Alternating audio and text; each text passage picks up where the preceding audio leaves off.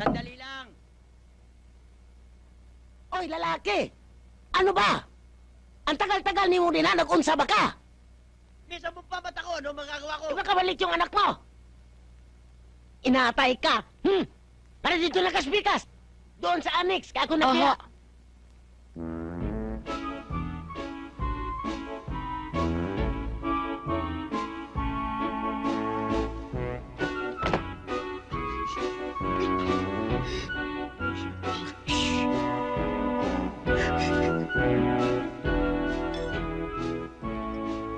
Ba't ang tagal-tagal mo? Abay, naghilot pa ako eh. Pareho mo ba ako, hindi naghihilot? Langya ka!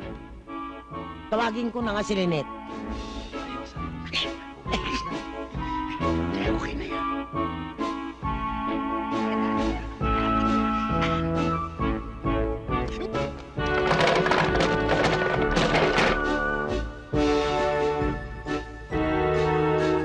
Paluga!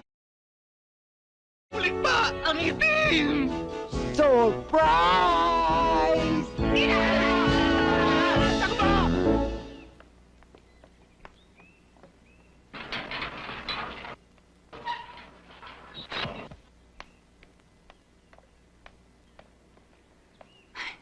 Ano ka ba naman, Lynette? Nagbabasa ka pa dyan? O, basta mamaya, tuloy tayo, ha? Saan? Anong sinasabi mo? Ano? Nakalimutan mo na? Eh, di ba may usapan tayo nila, Jojo? Ay, oo nga pala. Ay, sigurado kang darating siya? Oo. At eksakto 4:00 nandun na yun. Hihintayin ka nun.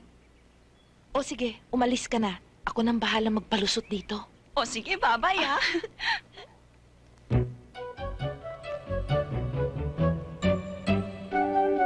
Oh, boy! Block! Yay! Ani, Galing! hindi ba natin talaga pwedeng palitan ng pangalan ng anak natin? Barso, tunog preso talaga. Naku, tumigil ka nga dyan. Kung anong gusto ng pamilya, yun ang masusunod. Sabi ko nga eh. Grace, bilisan mo at baka lumabas na yan. Nervous na naman ako. Ano ba't natataranta ka dyan? Relax ka lang, don't panic. Sisiw lang to. Sisip-sisip ba ito mga anak mo? Pero mo, baka lumabas. Come on, let's go. Ano ba naman? Kanina pa kami naghihintay dito. Nandyan na. Sorry. Nandyan na. Mga anak, mga butiki lang kayo ha. Puro buhay ang katapat nyo. Bilisan nyo ang pagkain. Sige, tira. Ano ba? Wala ka na bang ibang mahayaan sa mga bisita mo? Kundi, itlog at saka hotdog. Hindi na ho kayo mga bisita eh. 10 taon na ho kayo rito eh. Permanent resident na. Anong ibig mong sabihin? Hindi na bisitang trato mo sa amin? Aba, masama na yan! Hindi ko gusto! Hindi na. Kapamilya na. Kadugo. Para nga tayong 3 triplets eh. Good! Good. Ayun. Andy! Darling. Wow! Signal number 5. Morning delight. Sandali lang. I'm coming. Darling, I'm ready. I'm ready again.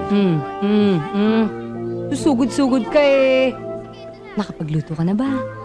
Kumakain na silang lahat. I'm ready. Nakapaglaba ka na ba? Pati damit ng kapitbahay nilabang ko na. Nakasampay na. I'm ready. Nakapagplansya ka na ba? Planchadong na lahat. I'm ready. Nakapaglinis ka na ng bahay? Malinis na lahat. Pati silong. I'm ready. Eh, yun naman pala eh. Ano pa hinihintay mo? Pumasok ka na sa trabaho, pumunta ka na sa punerarya.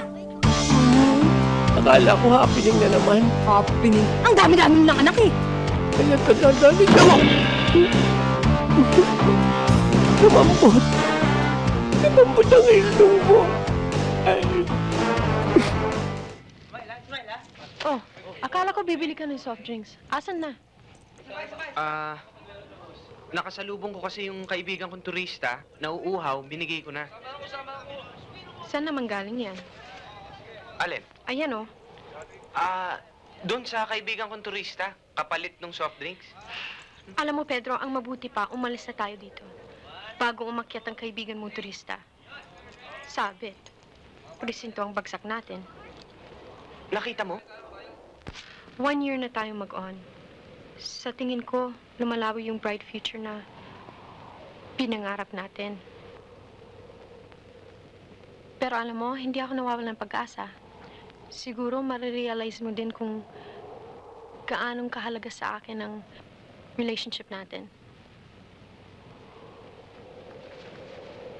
Seryoso naman ako sa'yo ah. Eh di patunayan mo sa akin, magbago ka na. Bigyan mo ako ng sapat na dahilan para lalo kitang mahalin.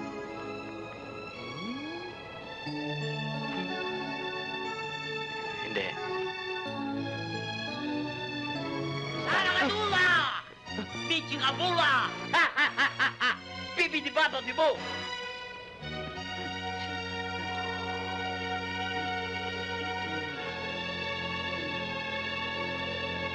Ikaw nga! Ikaw! Ang magiging tagapagligtas ng mundo. Ah, sandali ho. Sino ba kayo? Ako si Senyor Abraham, isang propeta na ayaw paniwalaan. Subalit, nagsasabi ng katotohanan. At kung hindi ako nakakamali, ang pangalan mo'y Pedro. Ang iyong apelyido'y Penduko. Tama ba ako? Siya yung matanda na nakita ko doon sa harap ng bahay. Tama! At sinasabi mong matanda ay si Apulakay na nangyari sa harap ng aking bahay. Yan taong yan ay pinanganak sa bundok ng Tabor, sa lupain ng Arara. Pedro, alam mo ba na ikaw ay maglalakbay sa nakaraan, sa nakalipas na panahon? At para malaman mo na alam ko na nasa iyong pag-iingat ang mahalagang hiyas na tinuguri ang 4 vidas. 4 vidas? Hindi ba ito yun? Yan nga! Pedro, pwede mo makahipo. Hipuin ko lang. 4 vidas. Yan nga. Pedro, puntahan mo ako dito. Mahalaga makausap tayo.